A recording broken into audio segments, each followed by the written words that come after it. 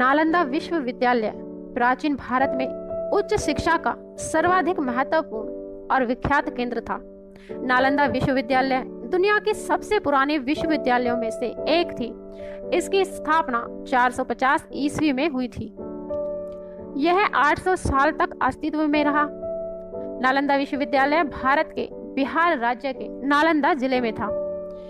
इसमें भारत समेत जावा, चीन, Tibet, Sri Lanka, Korea, Iran, Greece, Mongolia आदि देशों के छात्र पढ़ते थे। इसमें 10,000 छात्र पढ़ते थे और 2700 अध्यापक थे। गौतम बुद्ध ने कई बार यहाँ की यात्रा की।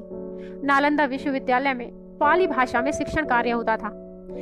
इसके निर्माण में जानकारी का अभाव है, फिर भी गुप्त वंश के शासक कुमार गुप्त को इसके निर्माण का श्रेय दिया जाता है। सम्राट नरसिंह गुप्त बालादित्य ने इसमें एक सुंदर बौद्ध मंदिर बनवाया था।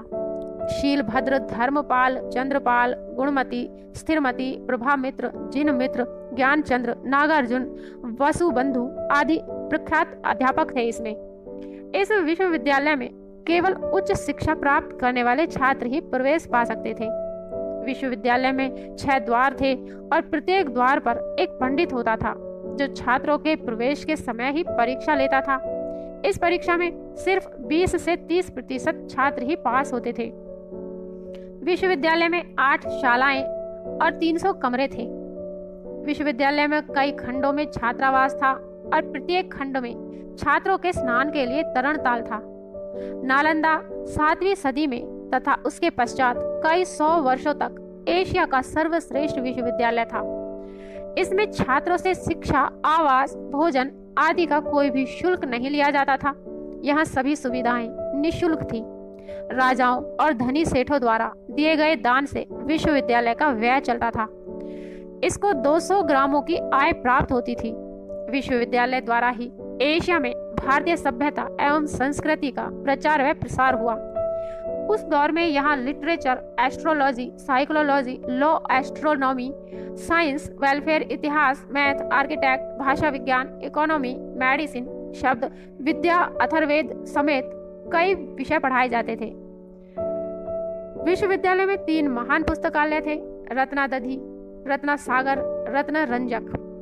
12वीं सदी में मुस्लिम शासक बख्तियार खिलजी ने इस विश्वविद्यालय पर आक्रमण कर इसे नष्ट कर दिया था। खिलजी ने इस विश्वविद्यालय के पुस्तकालय को जला दिया। यह पुस्तकालय 6 महीने तक जलता ही रहा था।